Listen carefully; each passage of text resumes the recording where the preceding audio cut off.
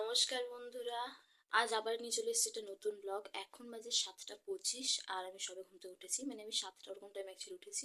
দেখে বুঝতেই পারছো আমার অবস্থাটা যে আমি সবে ঘুম থেকে উঠেছি, তার প্রমাণ।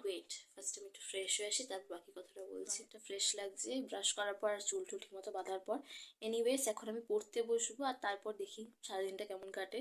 তো চলো আমাদের এই দিনচর্যার জার্নিটা শুরু করা যাক, কিন্তু তার আগে একটা ছোট্ট প্রিভিউ হয়ে যাক। আমি বেশি কাছাকাছি যেতে চাইছিলাম না, মানে ডিস্টার্ব করতে চাইছিলাম না।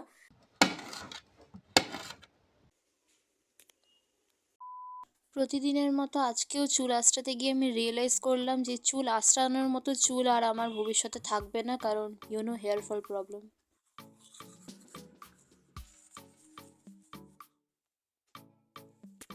ব্রাশ করে এখন বাইরে চলে এসেছি। সুন্দর খিলখিলে রোদ আছে, তার সাথে হাওয়াও আছে, বাট অতটা প্রবলেম হচ্ছে না। মানে এই কদিনে অত বেশিও প্রবলেম হচ্ছে না হাওয়াটাকে নিয়ে। এতক্ষণ ধরে বাইরে ভিটামিন ডি সংগ্রহ করার পর এখন ফাইনালি আমি সকালে পড়তে বসলাম। সকালের পড়া কমপ্লিট করে এখন যাচ্ছি স্নান করতে। স্নান করার সময় একটু গান না হলে চলে?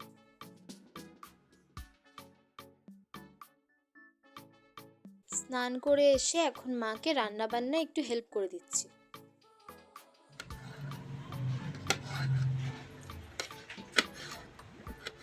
আজকের ব্রেকফাস্টে মা বানিয়েছিল এই টেস্টি চাউমিনটা, আর অনেস্টলি খেতে দারুণ হয়েছিল।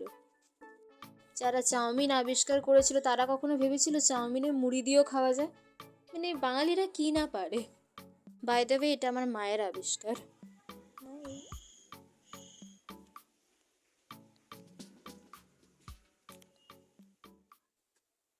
এতক্ষণ ধরে বাইরে ভিটামিন ডি সংগ্রহ করে যে এনার্জিটা সঞ্চয় করেছিলাম ব্রেকফাস্ট করে এসে, এখন সেটা পড়ায় কাজে লাগাবো। এক্স্যাক্টলি আমি আবার পড়তে বসে গেছি, কারণ সিলেবাসে আর মাত্র দুটো পেপারই বাকি আছে। সে দুটো কমপ্লিট করলে আপাতত আমার সিলেবাসটা কমপ্লিট হবে, তারপর ফাইনালি আমার রিভিশনটা শুরু হবে। তো দেখা যাক আজকে কতটা কমপ্লিট হয়।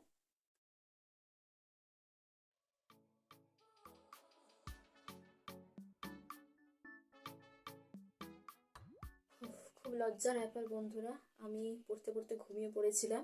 এনিওয়েজ অ্যাকচুয়ালি ভেবেছিলাম একটা ছোট্ট 20 মিনিটসের ন্যাপ নেব, কিন্তু সেটা যে 12টা 41 থেকে 2টো 30 হয়ে যাবে আমি বুঝতে পারিনি। এনিওয়েজ আমি এখন আবার পড়তে বসবো। একটু আগে লাঞ্চ কমপ্লিট করে এলাম, আর এসে আমি একটা সুন্দর দৃশ্য দেখতে পেলাম। তোমাদের সেই দৃশ্যটা ভালোভাবে দেখাতে পারছি না, কারণ আমি বেশি কাছাকাছি যেতে চাইছিলাম না, মানে ডিস্টার্ব করতে চাইছিলাম না।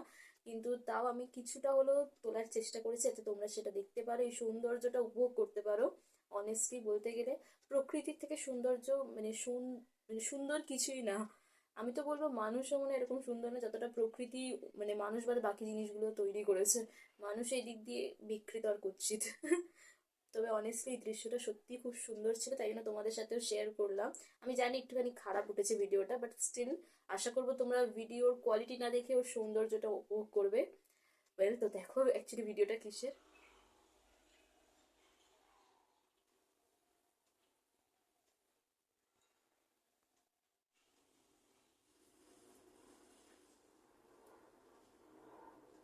বন্ধুরা, তো আজকের এই ব্লগটা এখানেই শেষ হলো। কেমন লাগলো কমেন্ট করে জানাতে ভুলবে না, লাইক শেয়ার আর সাবস্ক্রাইব করতে ভুলবে না।